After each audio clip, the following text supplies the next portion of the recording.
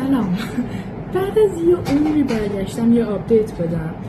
اونم اینکه من زندم تو جنگ کشته نشدم. یه اتفاقی که توی مدت افتاد. اوکی ببین بذار از اول شروع کنم. از وقتی که تصمیم گرفتم حالا من چنل یوتیوب بزنم. ما اواخر 17 سالگیمون بود. پا شدیم اومدیم گفتیم آرزوی چند سالمون رو بیایم برآورده کنیم، چنل یوتیوب بزنیم، شروع کنیم کار کردن توش.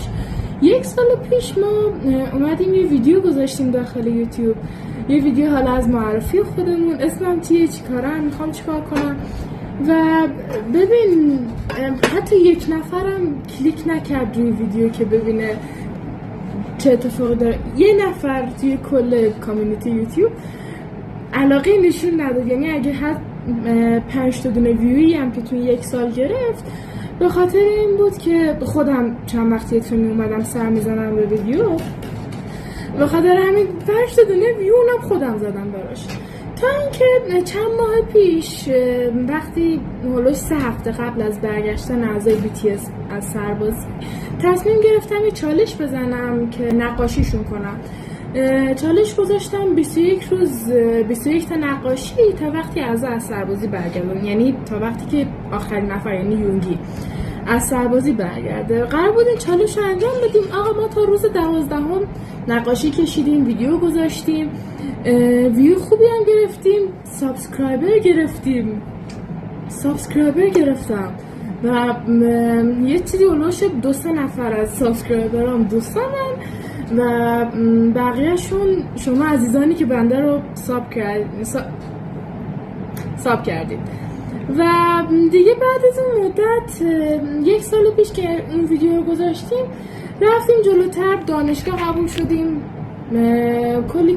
کلی اتفاق افتاد، گواهینامه گرفتم، همه اینایی که دلم میخواست ازشون براتون ویدیو بسازم و تولید محتوا کنم و ویدیو میگرفتم از همه جا، از همه اتفاقات زندگیم ویدیو میگرفتم، از دانشگاه دیگه، از بیرون رفتن، کافه رفتن، از تولدی که دوستان برام گرفته بودن، از کلی اتفاق دیگه من ویدیو گرفتم. ولی یا حتی ادیت هم میکردم ولی نمیذاشتم داخل چنل، به خاطر همون فوبیایی بود که با ویدیو اول باش مواجه شدم. یا مثلا دیدم هیچ ویوی نگرفتم، هیچ کس ویدیوامو نگاه نمیکرد. تا اینکه حالا وقتی شروع کردم این چالش ها رو انجام دادن، یه مقدار ویو اومد داخل پیجم، یعنی چند نفر اومدن پیج رو نگاه کردن، سابسکرایب کردن. منو ببخشید، من واقعا خیلی جلو دوربین نمیام دیگه. خلاصه ما اومدیم گفتیم بذار یه ذره یه امیدی داخل ما جوونه زد، گفتیم بیایم ویدیو بسازیم، تولید محتوا کنیم. کاری که تو فکرم بود توی 1 سال انجام بدم و انجام بدم. خلاصه ما گذشت از این کارا نکردیم. بعد از چالشم که جنگ شد، چالش هم قطع شد، یعنی روز 12 که به ویدیو رو گذاشتم، ویدیو 12 شب خوابیدیم، سر صبح ساعت 7 از خواب بیدار شدیم، دیدیم تهران و دیگه. خلاصه ما داغدار هموطنامون بودیم، داغدار اتفاقاتی که برامون افتاد و من نقاشی روز 13 هم کشیده بودم. قرار بود اون روز ویدیو بگیرم بذارم، حالا اگه الان وقت کنم میرم نشونتون میدم. دیگه ما ویدیو نذاشتیم، تولید محتوا نکردیم. بعدش هم که اومدیم بگیم آقا میخوام چالش رو ادامه بدم، میخوام نقاشی بکشم، که اینترنت قطع شد. زندگی کاملا نرمال یه جوان ایرانی، اینترنت قطع شد. ما اومدیم گفتیم بی خیال دیگه چیکار کنیم، نه یوتیوب وصلیم نه اینستاگرام، هیچ کاری نمیتونم انجام بدم. ما بعد از این چند وقت، بعد از کلی اتفاق، حالا مثلا بعد براتون تعریف کنم، دوباره پشت کنکور نشستم، یعنی از دانشگاه اومدم بیرون نشستم پشت کنکور، دوباره کنکور دادم، دوباره ناامید شدم، میخوام برگردم یعنی به اون رشته‌ای که داشتم میخوندم و شد همین. 1 سال گذشت و من بالاخره تونستم از من جذب کنم تا دوباره برگردم به یوتیوب دوباره ویدیو بذارم. وای پنکه روشم بود، الان تمام پنکه صداش پر.